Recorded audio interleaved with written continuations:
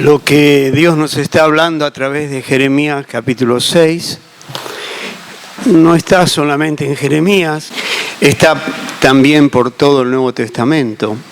El resumen quizás lo podemos encontrar en Apocalipsis, en la primera carta que el Espíritu Santo envía a la iglesia en Éfeso, la primera de las 7 cartas, y les dice que vuelvan al primer amor, que vuelvan a hacer las primeras cosas, a vivir de esa manera.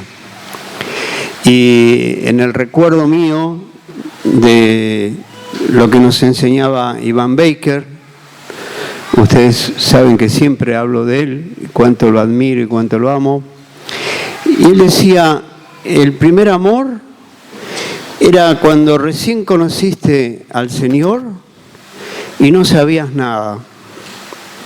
No estabas, disculpen la expresión, tan canchero como estás ahora, con la Biblia, con el reino, con el idioma de la iglesia.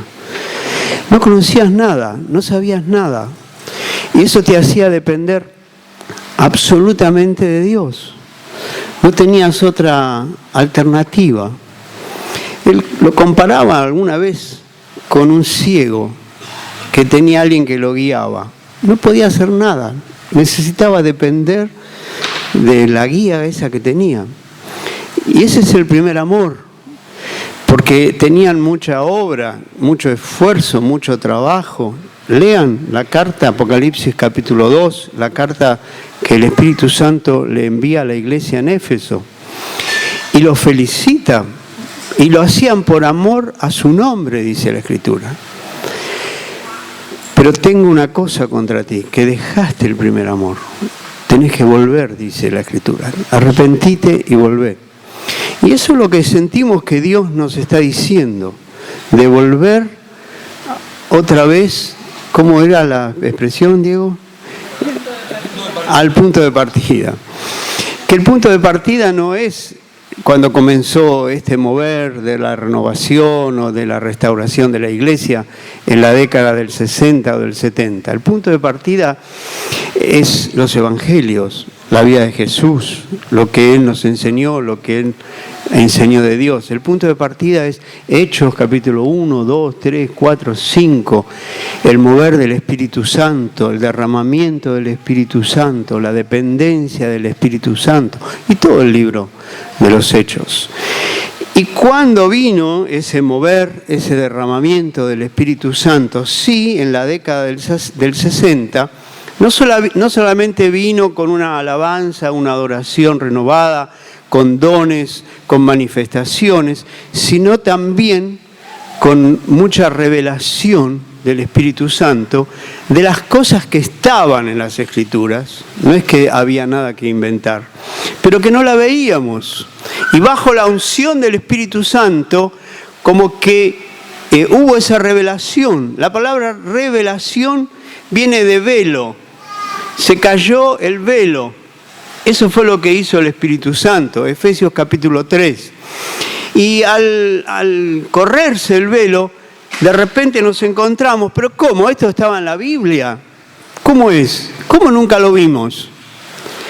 Hoy la fotocopia que vamos a repartir hoy, de las charlas que vamos a tener, no sé si vamos a poder abarcar las dos, no tiene mucho que ver con lo que yo voy a hablar, es decir, tiene todo que ver, pero no sigue esta línea, sino que lo que yo les traje es un escrito sobre el señorío de Cristo y el evangelio del reino de Jorge Mitián. Él cuenta toda la experiencia, cómo recibió la revelación, qué día, qué hora, cómo fue llegando, cómo se fue haciendo preguntas. Es apasionante leer ese escrito, así que les recomiendo que lo compren. Ustedes lo pueden adquirir al módico precio de 10 pesos. No sé quién lo vende, quién lo tiene. Roberto, muy bien. Una de las primeras cosas que bajo el bautismo del Espíritu Santo la Iglesia recibió como revelación justamente fue entender la importancia que el Nuevo Testamento le da al señorío de Cristo. que hasta ese momento se hablaba del señorío de Cristo, pero como una materia más. Pero de repente se descubrió que toda la Escritura le daba una importancia muchísimo mayor a la que se le estaba dando en ese momento, y que ese nombre, sobre todo nombre, que Jesús le da al Hijo, que es Señor, ante quien toda rodilla se va a doblar, aparece en todo el Nuevo Testamento como el Evangelio que realmente salva y forma discípulos. Y esa fue la primera revelación. La iglesia primitiva vivió esa realidad. Vivió la realidad de Jesús como el dueño, como el Señor. Ahora vamos a hablar de eso. ¿Y por qué por qué fue una iglesia tan gloriosa? Porque reconocer a Jesús como el Señor, como el dueño de sus vidas, les hizo despojarse de todo y nadie decía ser suyo propio nada de lo que tenía. Vivían en absoluta humildad y en absoluta entrega hacia los demás. Todos nosotros conocemos estos versículos de Filipenses capítulo 2, del 5 al 11, lo dividimos en 2 veces. Si ustedes me ayudan, los podemos repetir. Haya, pues, este sentir que hubo también.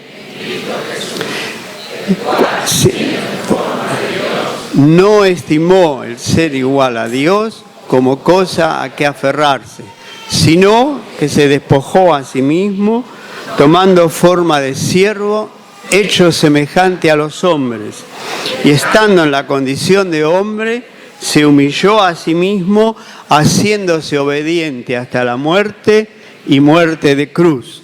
Por lo cual, Dios también le exaltó hasta lo sumo y le dio un nombre que es sobre todo nombre, para que en el nombre de Jesús se doble toda rodilla de los que están en los cielos y en la tierra y debajo de la tierra, y toda lengua confiese que Jesucristo, para gloria de Dios Padre. En estos sencillos versículos que están incluidos en la carta de Filipenses, el apóstol Pablo nos muestra o nos ayuda a entender por qué a Jesús el Padre lo exaltó hasta lo sumo. Esa expresión, lo sumo, significa no se puede más. Es la suma de todas las sumas. Y el Padre le exaltó hasta lo sumo. Y le dio un nombre que es sobre cualquier otro nombre. Imaginen cualquier nombre que otorga autoridad a alguien. El que el Padre le dio a Jesús es un nombre sobre todo otro nombre. Y ese nombre es el nombre de Señor. ¿Y por qué? ¿Por qué le exaltó? ¿Por qué le dio un nombre que es sobre todo nombre? Justamente por lo que acabamos de repetir, por su humillación, por su desprendimiento, porque se anonadó a sí mismo. Anonadarse significa se hizo nada a sí mismo. ¿Para qué? Para venir a buscarte a vos y a mí, para venir a salvarte a vos y a mí, para llevar nuestros pecados, para alcanzar el perdón de Dios para con nosotros. Y sobre la cruz del Calvario, en su propio cuerpo, llevó nuestros pecados y nos hizo salvos de la ira de Dios. Jesús no estimó el ser igual a Dios. No dijo, ¿por qué tengo que ir si yo soy Dios? Jesús se despojó a sí mismo y Jesús se humilló a sí mismo. Jesús es la esencia de un corazón puro que, siendo el mayor, siendo Dios mismo, eliminó todo deseo, toda pretensión personal, todo esfuerzo para tener grandeza. Jesús hizo exactamente al revés que Satanás, que quiso escalar y ocupar el trono de Dios y fue desechado por Dios del cielo por su soberbia, por su pretensión de ser más y más. Jesús viene descendiendo y se hizo menos, menos, menos y menos. Y lo hace de la forma más radical, porque siendo Dios se hizo hombre, pero podría haber nacido en un palacio, podría haber nacido en algún lugar con cierta preferencia. Todos nosotros sabemos que Jesús nació como un bebé en un lugar muy humilde, en un pesebre de Belén. Y lo festejamos todos los años y cada vez nos hace bien recordar cómo empezó Jesús, cómo llegó a la tierra. Si el despojo fue hecho por un Dios infinito e inmenso, entonces ese despojo también es infinito e inmenso. No podemos nosotros entender lo que significa siendo Dios se hizo hombre. Ninguno de nosotros puede entenderlo. Podemos dar ejemplos, podemos imaginarnos, pero no hay forma de entender que el Creador y el sustentador de todas las cosas se hizo criatura. No hay forma de entenderlo. Algunos, para usar o para tratar de ejemplificar este despojo, dicen: ¿vos te harías gusano para salvar a una colonia de gusanos? Porque vos sabés que para salvarlo tenés que ser gusano. Y claro, la sola idea nos repugna un poco, ¿no? Pero no es un ejemplo válido. Porque vos sos una criatura y el gusano es una criatura. Puede ser que sea una criatura superior, obviamente, el hombre es una criatura superior. Pero seguimos siendo criatura, pero acá es que el Creador se hizo criatura. El infinito, como era Él, se hizo finito. El eterno se hizo temporal. El inmortal se hizo mortal. El ilimitado se hizo limitado. El creador se hizo criatura. El sustentador de todas las cosas necesita ser sustentado. Necesita que María le dé el pecho, que le cambie los pañales, que lo bañe, que lo acune. El creador y sustentador de todas las cosas. Hermanos queridos, los que están mirando ahí en la cámara también, la creación de Dios es infinita. Cuando Génesis dice creó Dios los cielos y la tierra, está hablando de la infinitud imposible de cuantificar en la cabeza de ningún ser humano. Son millones y millones de galaxias y millones de kilómetros y de años luz y qué sé yo cuántas cosas. Y el que hizo eso fue Jesús. Pero no solo lo hizo, sino que toda esa grandeza, imposible de imaginar, imposible de escribir, imposible de dibujar. Algunos científicos arriman alguna cosa, pero sabemos que a los 10, 20 años dicen: no, en realidad no eran 10 millones de galaxias, eran 100 millones de galaxias, así como si fuera tan sencillo. No solo las creó, las sustenta. Que estén en su lugar, que tengan su forma, que tengan su temperatura, que tengan esto, que estén en el espacio justo. Y no solo sustenta toda la creación, lo que llama los cielos, y la tierra, y el pececito, y el mosquito que te pica y te molesta tanto, y la florcita, y los árboles, y las montañas, y el sol, y todo lo que tenemos, todo sustentado por Dios. ¿Cómo se despojó Jesús? El sustentador hizo que sea necesario ser sustentado. Y así se humilló a sí mismo. Jesús, siendo Dios, gozaba de una libertad absoluta. ¿Ustedes entienden lo que es que Jesús era la palabra de Dios, el verbo de Dios, el logos, que cuando Dios hablaba era Cristo lo que salía. Y Él creaba las cosas. No había límite. Y Jesús, que gozaba de una libertad absoluta y autosuficiente, pasó a tener una situación de necesidad y de dependencia, con todas las limitaciones de cualquier ser humano. Jesús tenía que ir al baño, como todos nosotros. No se disfrazó de hombre, se hizo hombre. Jesús tuvo hambre.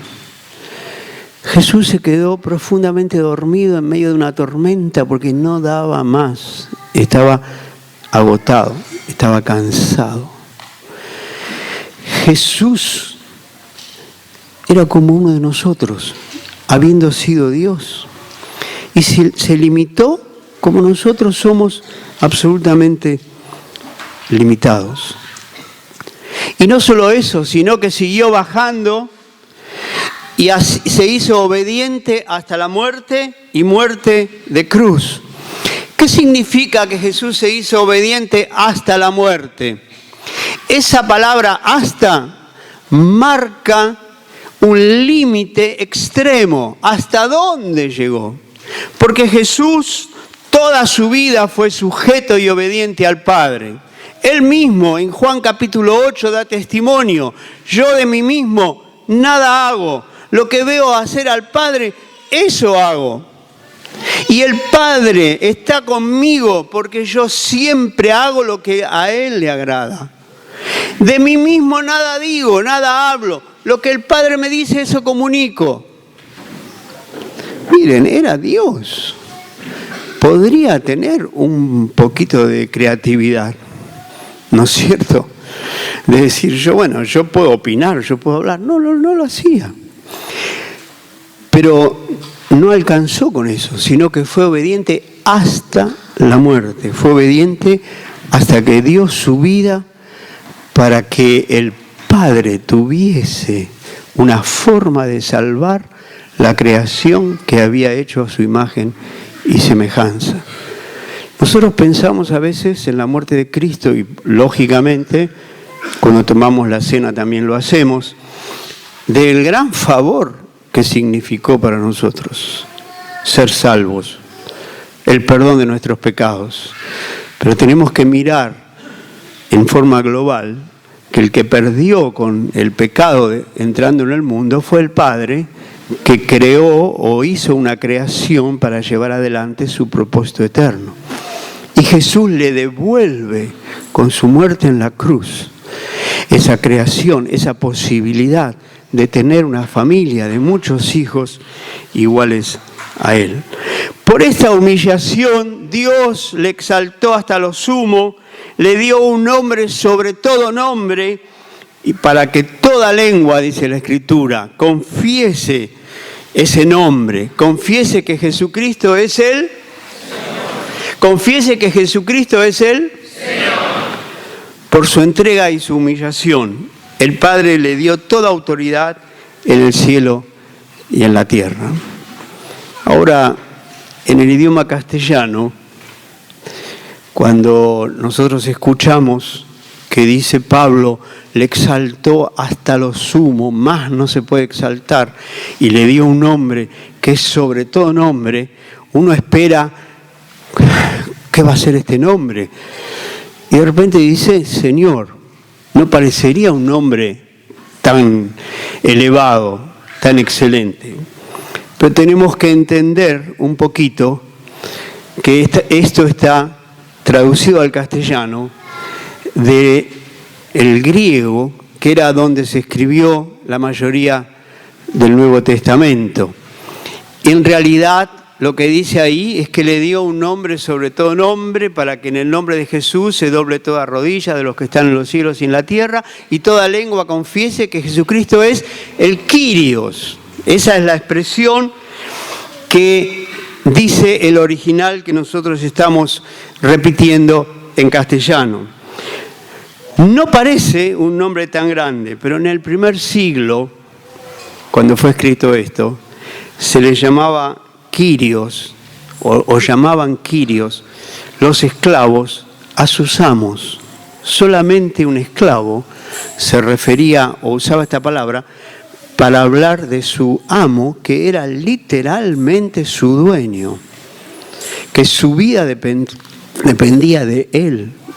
Nosotros no entendemos mucho la esclavitud porque la estudiamos, sabemos que existió, pero no la hemos vivido. Pero un esclavo no tenía vida propia, no tenía opinión propia, no hacía como le parecía. Estaba bajo la autoridad de su quirios, de su amo, del que le mandaba. Y por todo el Imperio Romano, porque el Imperio Romano fue creciendo a medida que los romanos fueron conquistando países y reinos, por todo el Imperio Romano había hombres que tenían esclavos y que eran quirios. Todos entendían que había una autoridad sobre esos esclavos incuestionable. Entonces, los emperadores romanos, el César, descubrió que él era el quirios de todo el imperio y exigió que se lo llame así. En un momento, por varios años, por varios siglos, en el Imperio Romano, el saludo entre dos personas que se encontraban en la calle no era buen día, buenas tardes, sino que el saludo obligatorio era César es el quirios. Y era medio el saludo que después usó Hitler cuando intentó conquistar el mundo. César es el quirios. Y el otro repetía, César es el quirios. Era obligación, no era buenas tardes, buenas noches, ¿cómo te va? ¿Qué decís? César es el quirios, César es el quirios. Cuando se entraba en una casa, ni hablar los funcionarios públicos que dependían del gobierno, que estaban en el palacio. En todo el imperio se escuchaba y se grababa ese concepto. Hay alguien que gobierna, que manda, que es el dueño de todas las cosas, que es el quirios, y ese es César. Habrá otros quirios con minúscula que tienen algunos esclavos a su cargo que los pueden mandar, pero todo el imperio tiene un solo quirios y es el emperador, es justamente César. Para entender esta palabra quirios tenemos que sumar palabras para poder acercar a nuestra mente qué significa Señor. Quirios en griego. Tenemos que sumar jefe, más dueño, más amo, más máxima autoridad, más propietario. No sé, si se te ocurre alguna cosa, la podés agregar también. Hay que sumar autoridad absoluta sobre alguien o sobre muchos. Eso es lo que estás queriendo significar. El apóstol Pablo cuando dice que a Jesús se le dio un nombre que es sobre todo nombre. La predicación de los apóstoles, después que Jesús murió, resucitó y ascendió a la gloria del Padre, que habían aprendido de él, después en la próxima charla vamos a entender mejor esto, la predicación de los apóstoles presentaban a Jesús como el verdadero quirios. El conflicto entre el imperio romano y el imperio cristiano, porque los cristianos en muy poco tiempo se multiplicaron, era justamente este, que uno decía, César es el quirios, y el otro le decía, no, Jesucristo es el quirios. Ustedes en el libro de Hechos van a ver que los llevan ante los gobernantes a un juicio, a los cristianos, y los acusan diciéndole así, estos que trastornaron todo el mundo con su enseñanza, han venido acá y enseñan que hay otro rey en lugar de César. Ahí usa la palabra rey, pero es sinónimo de quirios. Enseña que hay otro que manda, Jesucristo. Era el conflicto. De repente se levanta dentro del imperio un pueblo que reconoce como autoridad en su vida a Jesucristo. ¿Hasta qué punto? Hasta el punto de dar su vida por Jesús. Y mataban uno y se convertían 2. Mataban 100, se convertían 300. Mataban 1000, se convertían 5000.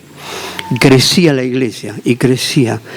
Y los que vivían bajo la autoridad de Jesucristo, reconociéndole como Kyrios, eran hombres y mujeres llenos del Espíritu Santo, que estaban dispuestos a obedecer a Dios y a los mandamientos del Señor. Y los apóstoles predicaban ese mensaje. Son algunos versículos que vamos a ver. Hay muchísimos que podemos agregar. Creo que en el escrito que ustedes pueden tener hay más versículos. Pablo dice en Romanos 10, 8 y 9, esta es la palabra de fe que predicamos, que si confesares con tu boca que Jesús es el... ¿Qué significa? Si confesares con tu boca que Jesús es el Kyrios y creyeres en tu corazón que Dios le levantó de los muertos, serás salvo. Es el mensaje de salvación que predicaban, porque dependía de que nosotros entendamos quién es nuestro amo, nuestro jefe, nuestra máxima autoridad, nuestro propietario, el que manda en nuestra vida. En el mismo capítulo después, lo pueden leer, varias veces habla de Jesucristo como Kyrios. De paso, me había olvidado de decirles, hagan un ejercicio que les va a bendecir muchísimo.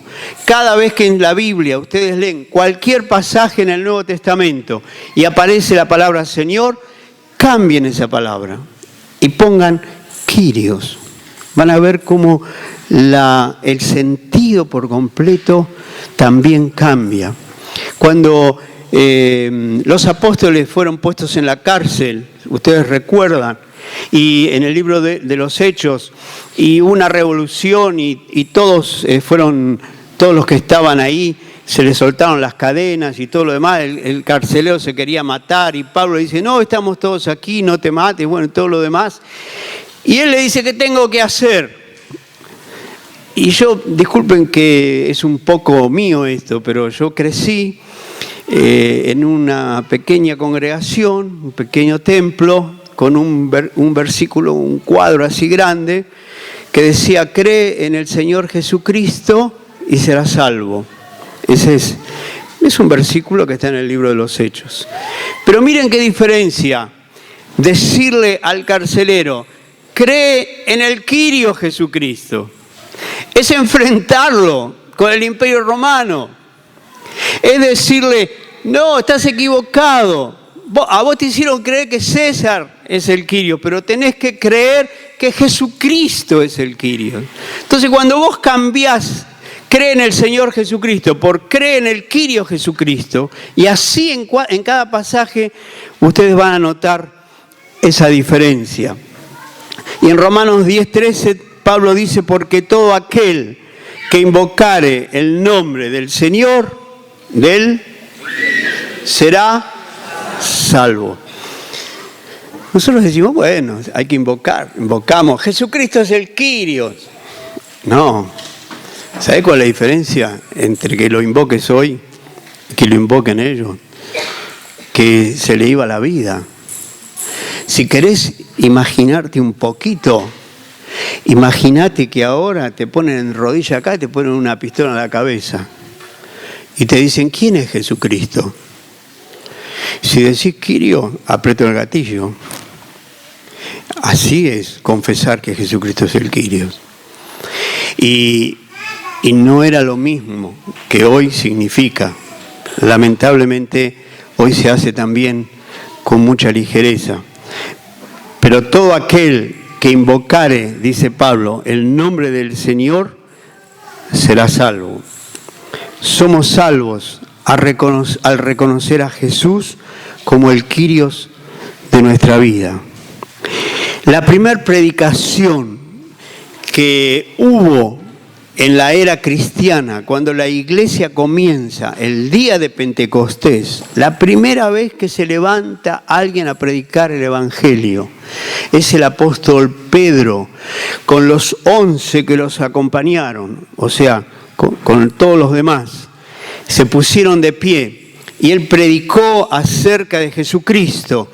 Y su predicación termina de esta manera: y a este Jesús, a quien vosotros crucificasteis, le dice a la multitud de los judíos que estaban ahí, Dios le ha hecho Señor y Cristo.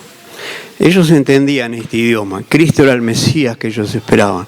Y Señor era el Kyrios, el dueño a quien tenían que obedecer. Por eso ellos, cuando entienden que Jesús, que ellos crucificaron, que gritaron crucifícale, crucifícale, es el Kyrios, es el Cristo, lo primero que preguntan es, ¿y qué tenemos que hacer? ¿Por qué? Porque si hay un amo, es el que manda. Yo hasta ahora mandé, hice lo que quise en mi vida, pero ahora descubro que hay un dueño que tengo, hay alguien sobre mí, hay una autoridad. Bueno, ¿qué tengo que hacer? Fue la misma actitud del apóstol Pablo. El apóstol Pablo iba camino a Damasco a poner preso a los cristianos, a torturarlos. Y se cree que él consintió, no se cree, aparece en la Biblia, consintió en la muerte de Esteban, pero consintió en muchas otras muertes más. Y ahí se le aparece una luz que lo tira al piso y le dice, ¿quién sos? Y miren lo que dice Pablo, ¿quién sos, Kyrios? Yo soy Jesús, a quien vos perseguís. Y Pablo pregunta, Kyrios, ¿qué quieres que haga? Señor, ¿qué quieres que haga? ¿Por qué? Porque se da cuenta que está hablando delante de la máxima autoridad. Ahí él se convierte en cristiano radicalmente. Pero lo lógico es preguntar, si ahora yo estaba viviendo de una manera y me doy cuenta que estaba equivocado y aparece la autoridad que me puede salvar, lo lógico es preguntar, Señor, ¿qué quieres que haga? Los apóstoles escriben todo el tiempo sobre cómo ellos predicaban y creían sobre el señorío de Cristo. Y Pablo dice en 2 Corintios 4:5, porque no nos predicamos a nosotros mismos. Hay que leer todo el pasaje y por qué está diciendo esta frase. Yo no puedo explicarlo ahora. Pero él dice, hermanos, nosotros no nos predicamos a nosotros mismos. No venimos a vendernos, ni vendemos nuestra autoridad, ni nuestra unción, ni nuestra gracia, por más que resucitemos muertos. Sino que predicamos a Jesucristo como qué? Como Señor, como Kyrios. Decirlo como quieras. A mí me gusta decirlo como Kyrios. ¿Cuál era la predicación apostólica por todo el Imperio Romano? Predicar a Jesucristo como Señor. Y en Romanos 14 hay muchísimos versículos más, pero yo elegí algunos. Aquí hay un secreto también. Hay algo que tiene una profundidad increíble, porque Pablo dice, porque para esto murió, está hablando de Cristo, porque Cristo para esto murió y resucitó y volvió a vivir. ¿Para hacer qué? Kyrios, así de los muertos como de los que viven. Señor, gracias que moriste, resucitaste, llevaste nuestros pecados para hacerme salvo. No, ¿saben que no? No fue por eso. Te puedo hacer salvo, pero yo morí y resucité para ser Kyrios. Y si reconoces que yo soy tu Kyrios, tu dueño, vas a ser salvo, porque todo aquel que invocar el nombre del Kyrios será salvo. Durante siglos, la Iglesia prefirió enseñar y pensar que Jesús vino para ser Salvador. La palabra que más se escucha es mi único, o que se escuchaba, o se sigue escuchando, mi único y suficiente Salvador. Yo vengo de un grupo, aquí hay varios más, que se llaman cristianos evangélicos fundamentalistas. La fórmula para ser salvo es reconocer a Jesús como el único y suficiente Salvador. Fórmula que no está en la Escritura. Pero tiene un significado. ¿Por qué se usaba? Porque hay un evangelio, que no puedo desarrollarlo ahora, que se llama anticatólico, que usaban los evangélicos. Y como los católicos enseñan que María es corredentora, que también nos puede salvar, que podemos pedirle a María o a Jesús, ustedes saben más o menos cómo es el tema, entonces había que enfatizar que no. Y Jesucristo es el único y suficiente, porque no necesito ningún otro más. Lo cual es cierto. Es el único y suficiente Salvador.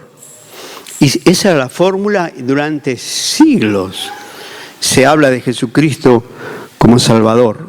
Pero la realidad es que Él es el Señor.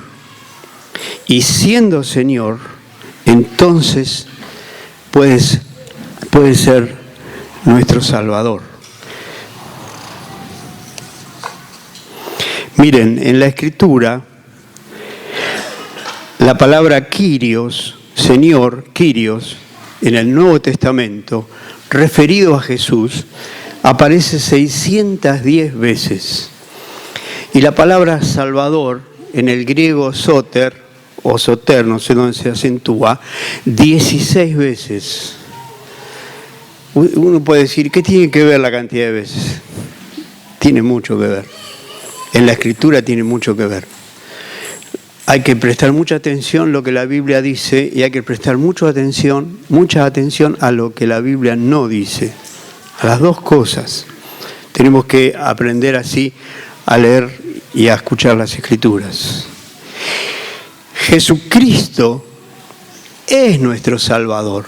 Es mucho más que nuestro Salvador. Permítanme que les diga, Jesucristo es nuestro Salvador, es nuestro sanador, es nuestro protector. Cuando invocamos, Señor, guardanos en este viaje que vamos a hacer, liberanos, es nuestro protector, es nuestro prosperador. Señor, necesito un poco más de plata, necesito que este negocio funcione, necesito un aumento, quiero cambiar de trabajo, no sé, Dios te prospera. Y es prosperador y está lleno de versículos en el Nuevo Testamento de que Dios nos prospera. Cuando nosotros somos generosos, Dios es más generoso que nosotros, no le podemos ganar. Es nuestro consejero. Cuando tenemos problemas, dificultades, cuando tenemos que atender diferentes problemas, ¿a dónde recurrimos? A la palabra de Jesús, para que reciba consejo el matrimonio, o los padres sobre los hijos, o dos hermanos que tienen problemas entre ellos, y qué sé yo, 1000 situaciones. Jesús es nuestro consejero, es nuestro proveedor. Todo lo que tenés, todo lo que tenés, especialmente sustento y abrigo, que es lo básico que dice la Escritura, que todos tenemos que conformarnos con esas dos cosas. Dios te lo provee, todo te lo da. No hay cosa que Dios no te provea. A lo mejor tenés un puesto muy alto en una empresa y ¿sabés qué? No te pagan ni con lechuga, ni con milanesas, ni con osobuco, ni con manzana, ni con pera. Te pagan con billetes que por más que le pongas sal, aceto balsámico y aceite de oliva, no sirve para nada. Dios es quien nos da todos los alimentos que tenemos, todo lo que podemos obtener. Es nuestro proveedor y es nuestro consolador. En tiempo de angustia, en tiempo de dificultad, en tiempo de llorar, en tiempo de pérdida de un ser querido. Jesús es nuestro consolador. Y hay muchos nombres más que podemos agregar. Jesús es todo esto si antes es Señor, si antes es nuestro Kyrios. Una vez escuché algo muy interesante de parte de un hermano que estuvo mucho tiempo entre nosotros. Y él dice, imagínense una boda, y ahí están los cónyuges, el esposo y la esposa, y acá está el pastor.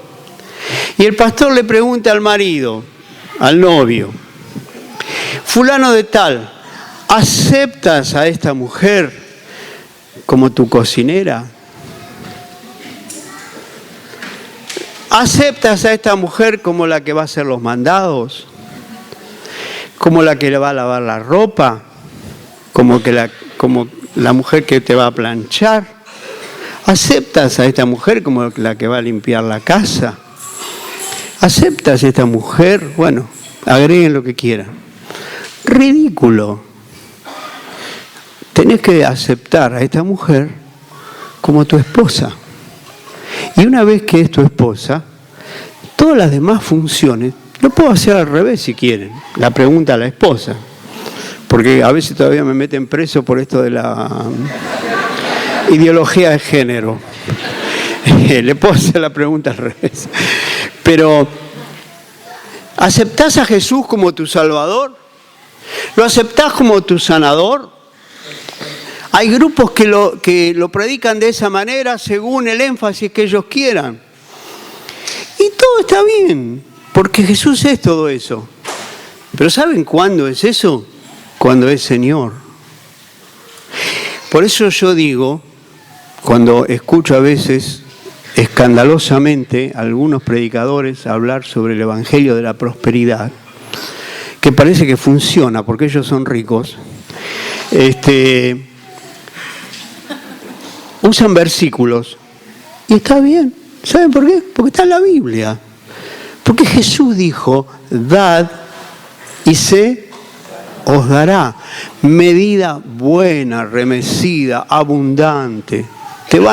Vos das y se te va a dar mucho más. Y así hay versículo tras versículo. ¿A quién se los dijo? Se lo dijo a los discípulos que habían dejado todo por seguirle y le reconocían como el Kyrios en su vida.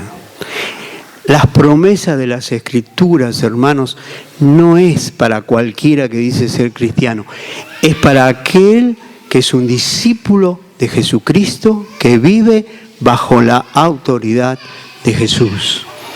Y entonces, siendo el Señor, siendo el Kyrios de nuestra vida, de tu vida, de mi vida, tenemos todo el paquete completo. Salvador, amigo, consolador, proveedor, sanador, todo lo que quieras.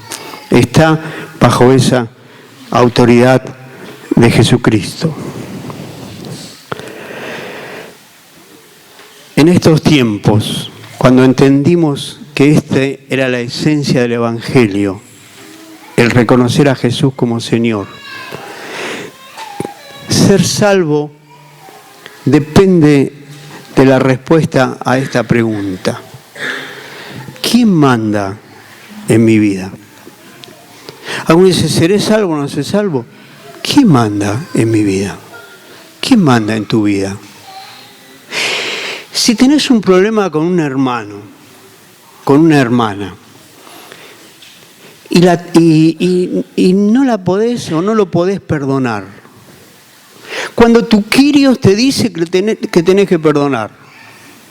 Tomo un tema porque es uno de los temas más fáciles de ilustrar esto. ¿Quién manda en tu vida? ¿Qué voluntad estás haciendo? No, yo no lo puedo perdonar. Que me disculpen, pero yo no lo voy a perdonar. ¿Cómo?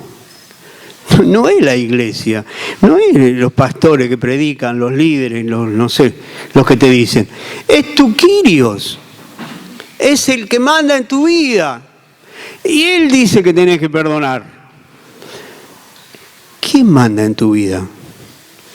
Porque venir a la reunión, venir al grupo familiar, hacer el cuadernillo, estudiar los versículos de memoria, ir a los retiros, ir a los campamentos, trabajar con los chicos, trabajar con los jóvenes, trabajar con los ancianos, Nada de eso te hace salvo, ni a vos ni a mí. Ser pastor, te aviso a vos también por la duda que creas que porque sos pastor te vas a salvar, allá hay otro. No significa nada. La pregunta es, ¿quién manda en tu vida? Dios dice blanco. Vos creés que tiene que ser negro.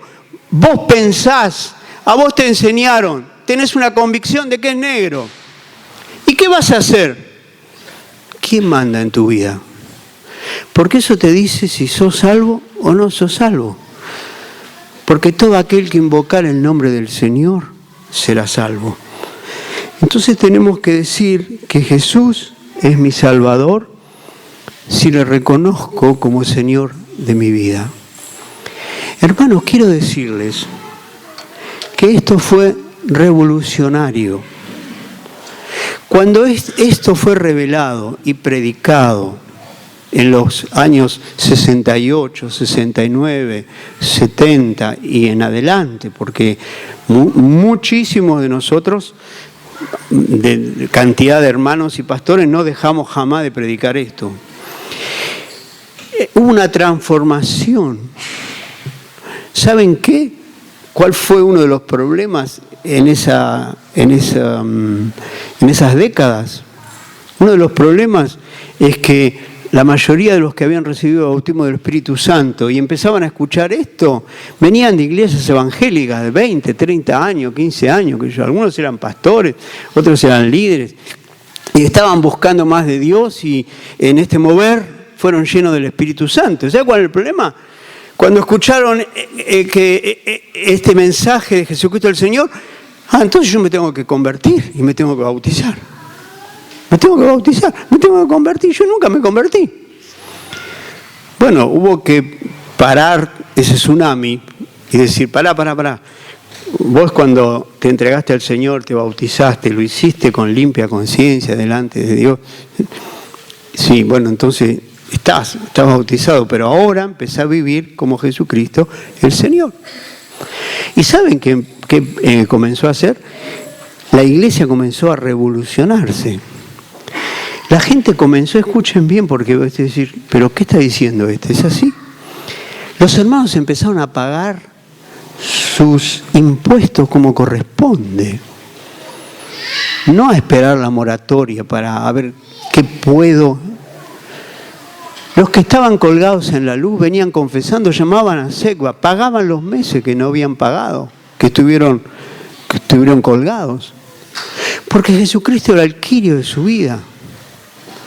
Los que habían robado, se habían quedado con cosas de las empresas donde trabajaba, iban y las devolvían y decían, yo me robé esto. Ahora el domingo pasado escuchamos el testimonio de un hermano acá, pero yo conocía otro testimonio de otro hermano. Hace 7 años yo me fui de esta empresa, pero me llevé esta valija con todas estas herramientas. ¿Qué fue lo que pasó? Al reconocer a Jesús como el dueño, como el Kyrios, se dio cuenta de que no podía vivir como él pensaba. No se puede vivir en el reino de Dios con la viveza criolla. La viveza criolla viene del infierno. La viveza criolla la inventó el diablo. Y les quiero decir, porque somos tan orgullosos que pensamos que somos los únicos vivos que hay en el mundo. La viveza existe en Holanda, en África, en Asia, en cualquier lado, de cualquier manera. Pero ahora Jesucristo era el Kyrios y había que restaurar. Y empezaron las confesiones de esposos a esposas. Y empezaron los hijos a sujetarse a sus padres, porque entendían que el Kyrios le decía que tenían que estar sujetos a sus padres. Hermanos, esto es una revolución, entender que Jesucristo es el Señor. Cuando Diego nos habló al comienzo, yo dije amén en mi corazón, porque no basta con escuchar esto, necesitamos tener la misma revelación con que llegó en su momento en medio de nosotros. ¿Saben por qué? Porque el señorío de Cristo esta enseñanza de que Él es el amo, el dueño, el que manda en tu vida, el que te dice lo que tenés que hacer, y todo lo que está en el Nuevo Testamento se convierte en lo que Dios quiere que hagas y en lo que Dios quiere que creas, porque también tenemos un problema con la fe, y es Jesús el que nos dice cómo es y lo que tenemos que creer. Y pongo un solo ejemplo, me estoy yendo del libreto, pero pongo un solo ejemplo. El apóstol Pablo dice, tenés que saber esto, que tu viejo hombre fue crucificado juntamente con él, para que el cuerpo del pecado sea destruido, a fin de que no sirvamos más al pecado. Romanos 6:6. Y a ver, explícame. ¿Vos me querés decir que yo, que estoy en el siglo XXI, mi vieja naturaleza fue crucificado hace 21 siglos con Cristo y que yo estaba ahí metido? Sí, te quiero decir eso. ¿Sabes por qué te quiero decir eso?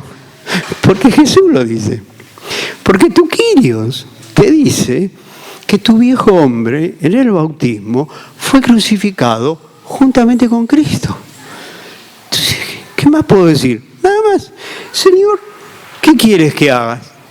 Esa es la única expresión, la única pregunta que tenés que darle o decirle a Dios.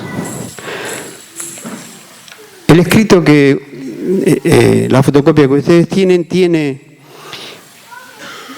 unas palabras que yo quiero terminar, porque me parecieron muy serias.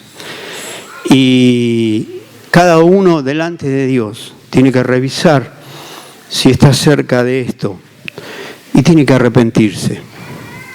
Jorge Mitián dice, muchos han aceptado a Jesús como Salvador, pero no como Señor. Por eso siguen mintiendo, engañando a su mujer, diciendo malas palabras. Los hijos no respetan a sus padres. Hay jóvenes que tocan instrumentos o cantan en las reuniones, pero luego tienen relaciones sexuales con sus novias. Cuando le va mal en el matrimonio, muchos se divorcian y se casan de nuevo. La esposa no reconoce a su marido como su cabeza, no se sujeta a él. El marido trata mal a su esposa, la ofende, le grita, le falta el respeto. En el matrimonio hay peleas, insultos, aún delante de los hijos. Muchos al hablar siguen usando malas palabras, como en el reino de las tinieblas, como la gente del mundo. Guardan rencor, no quieren perdonar al que los ofendió, no confiesan sus pecados, son avaros, egoístas, viven para sí mismos. En realidad, Jesús no es su Señor. Lo tienen como Salvador, pero no es el Señor. Jesús dijo, no todo el que me dice, Kyrios, Kyrios, entrará en el reino de los cielos, sino el que hace la voluntad de mi Padre que está en los cielos. Y para hacerlo más claro, agregó a ese versículo, en aquel día muchos me dirán, Kyrios, Kyrios, ¿no profetizamos en tu nombre? Y en tu nombre no echamos fuera demonios. Y en tu nombre hicimos muchos milagros. Jorge termina diciendo, sí, los dones funcionaron. Los enfermos se sanaron. Los demonios salieron. Los milagros ocurrieron. Las profecías, los que profetizaron, se cumplieron. Pero Jesús los mira y les dice, nunca os conocí. Porque no todo el que me dice, Kyrios, Kyrios, entrará en el reino de los cielos. Hermanos, es una consideración muy solemne, muy seria. Estos cursos, estas lecciones, estas enseñanzas, la comenzamos con 3 palabras: evaluación, resolución y acción. ¿Cómo te evaluás frente a la realidad de que Jesucristo es tu Kyrios? ¿Cómo me evalúo? Ahora, este no es un mensaje de condenación, es un mensaje de arrepentimiento, es un mensaje que nos da la oportunidad de producir el cambio en nosotros. Es un mensaje de que todo empieza cuando Jesucristo es el Señor de nuestra vida. Hay un libro que es una novela que se llama En mi lugar, ¿qué haría Jesús? Fue en los años 60, 70 muy conocida. Pero el tema es que lo que propone el autor es que antes de decirle algo a alguien, antes de hacer algo, de comprar, de vender, de moverte, de lo que sea, te preguntes, en mi lugar, ¿qué haría Jesús? Porque eso es el señorío de Cristo. ¿Qué haría Jesús? ¿Diría esto? Acá voy a ofender a alguien con una ironía. ¿Jesús lo haría? ¿Y saben qué? El Espíritu Santo vino para ayudarnos a ser como Jesús. Y si nosotros reconocemos a Cristo como el Kyrios en nuestra vida, como el que manda en nuestra vida, entonces toda la iglesia va a ser transformada. Lamento que no tenga tiempo para hablarles del Evangelio del Reino, porque este mensaje continúa con ese otro. Pero porque ahí hablo sobre el tema de nuestra responsabilidad como iglesia frente al señorío de Cristo y del Evangelio del Reino. Pero para que nosotros decimos la iglesia tiene que ser transformada. Perdóname, la iglesia es una multitud de gente, pueden ser 100, pueden ser 1000, pueden ser 2000. Lo que tiene que ser transformado es tu vida y mi vida. La transformación no va a ser masiva, va a ser individual. Que reconozcamos el señorío de Cristo y vivamos diciendo, Jesús lo haría. Jesús diría esto, Jesús permitiría esto. Y entonces, de esa manera, estoy seguro que cada vida individualmente va a ser revolucionada y también va a ser revolucionada. Muchas gracias por escuchar.